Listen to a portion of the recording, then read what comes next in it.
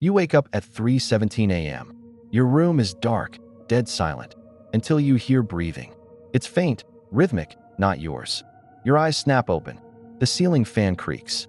Cold sweat beads down your neck. You tell yourself it's the wind, but it isn't windy, and the sound is coming from beneath your bed. You freeze.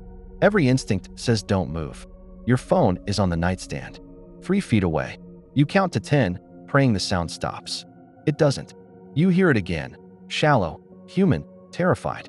Not the kind of breathing that wants to hurt you, the kind that fears being found. Your chest tightens. You slowly reach for your phone. No sudden moves. The mattress creaks beneath your weight. The breathing below stutters, then stops. Absolute silence. Your hand trembles as it grabs the phone. You don't check it. The screen would light the room. You just hold it like a weapon, a fragile, useless weapon. You whisper, "Who's there?" Nothing. No response. You sit frozen for what feels like hours. Minutes pass. Then you hear something scrape the floor. A fingernail? Bone. A quiet, dragging sound, close to your head. You squeeze your eyes shut. You don't scream. You don't dare to breathe. You remember the closet mirror. It reflects just enough of the underside of the bed. You glance sideways. Just your own face stares back. No movement. But you blink. And now the mirror is fogged. Like someone exhaled onto it. You're still holding your breath. The fog isn't yours. You suddenly realize your bed frame is low. No space under it. Nothing should fit. You bolt upright. The breathing starts again. It's faster now, desperate. You want to run, but your legs won't move. You want to scream, but your throat is dry. Then a whisper. One word. Please. You lunge for the light. It flickers, buzzes, then stays off.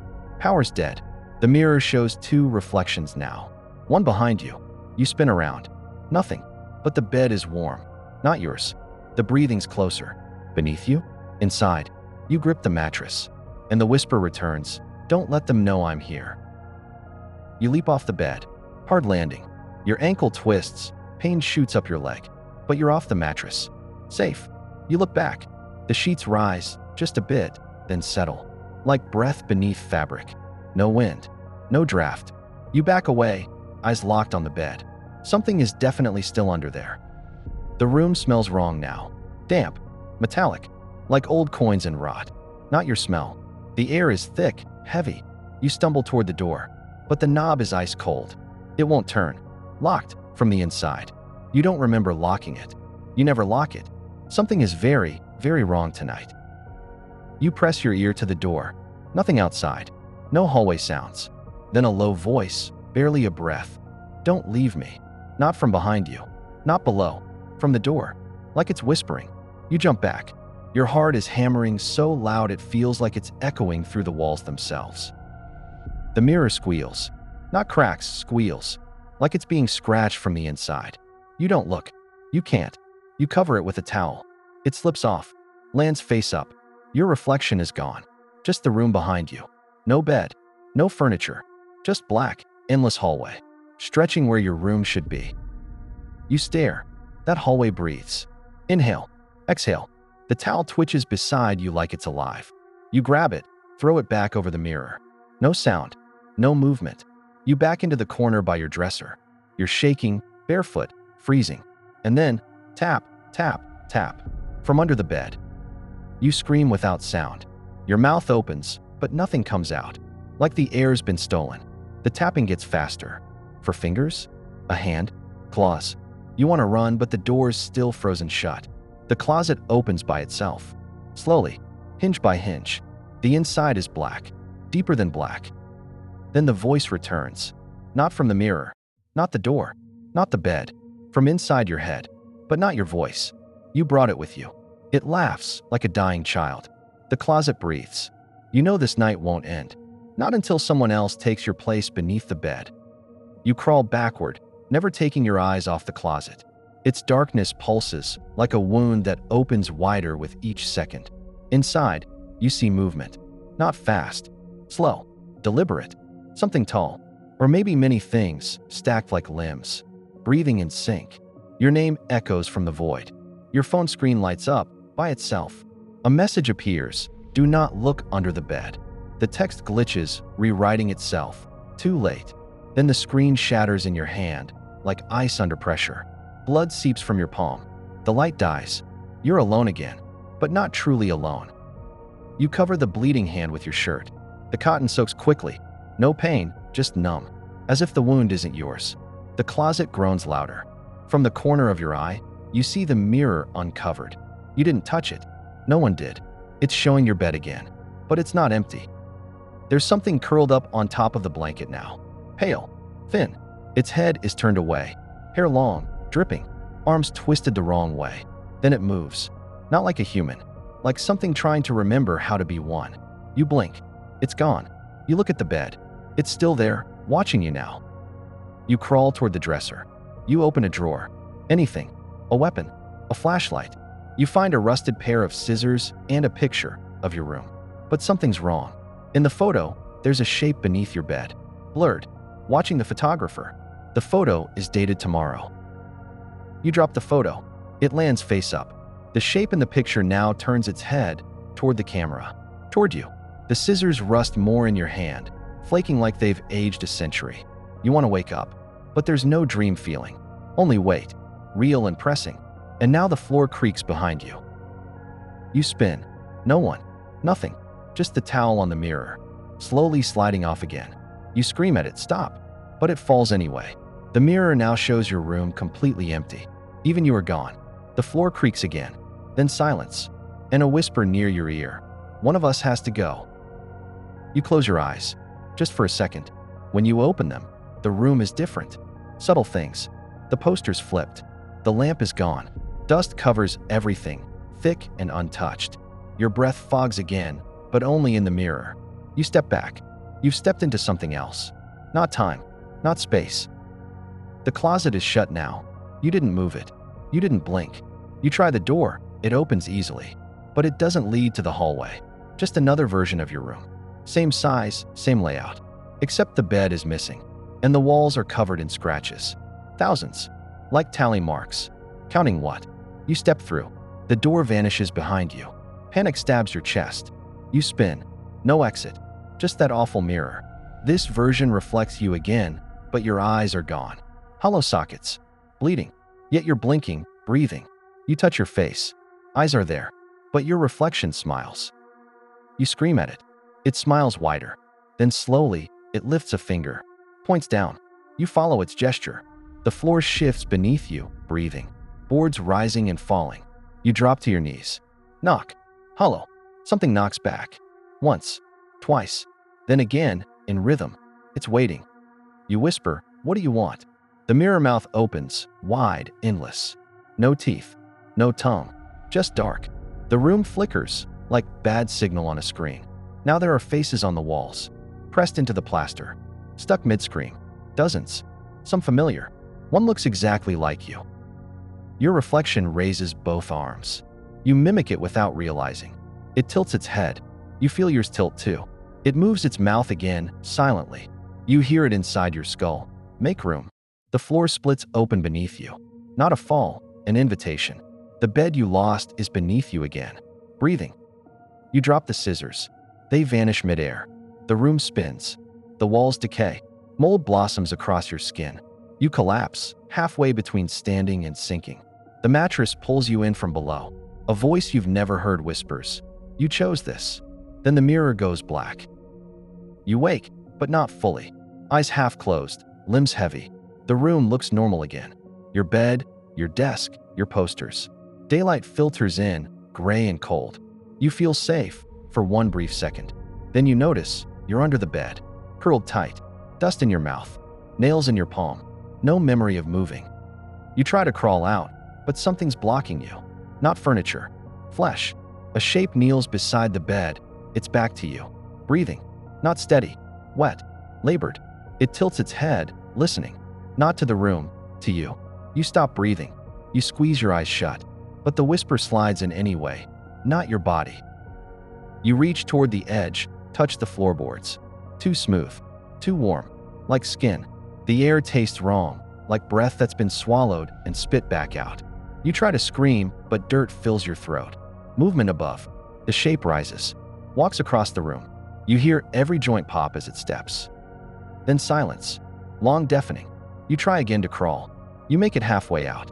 The light stings your eyes. The mirror is back on the wall. In it, you're sleeping peacefully in the bed. But you're here, beneath it, breathing fast, watching yourself dream. The thing above stares at both versions. You drag yourself fully into the light. The mirror starts to crack.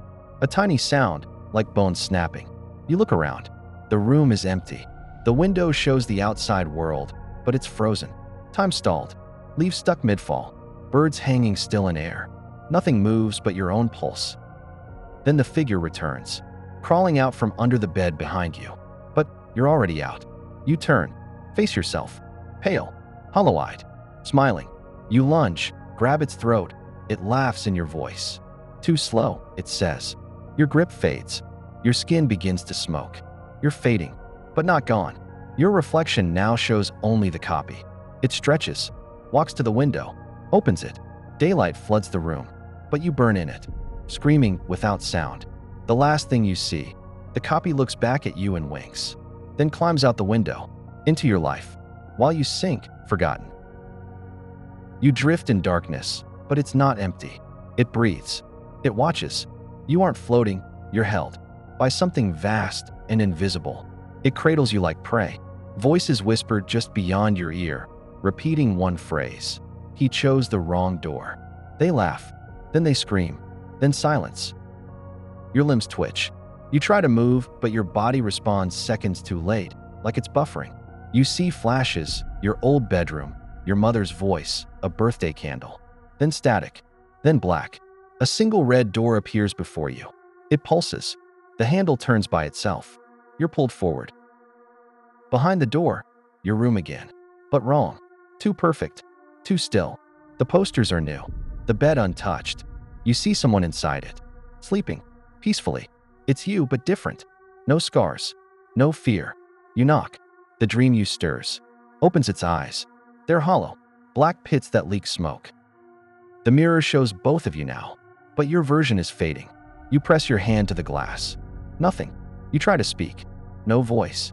Behind you, the bed creaks again. You turn slowly. Something sits there, too tall, too thin. It doesn't move. It doesn't blink. It just watches. It's been waiting. The dream you sits up, smiles at the thing on the bed, like they know each other, like they belong. Then both turn to you, in perfect sync. You run to the door, but it's gone. Just a wall. The floor tilts. The room bends sideways.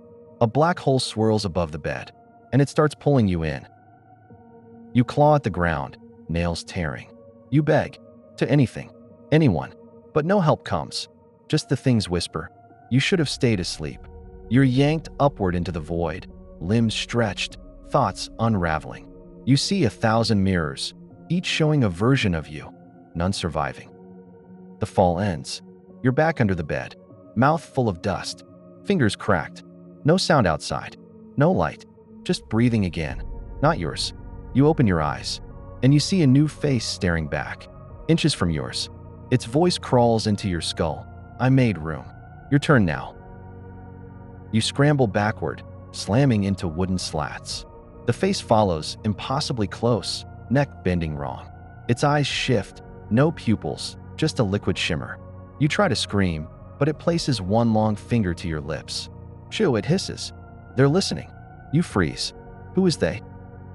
The bed above shifts, but no one's there. You hear footsteps in the ceiling. Slow, measured, like someone pacing above your room, but you're on the top floor.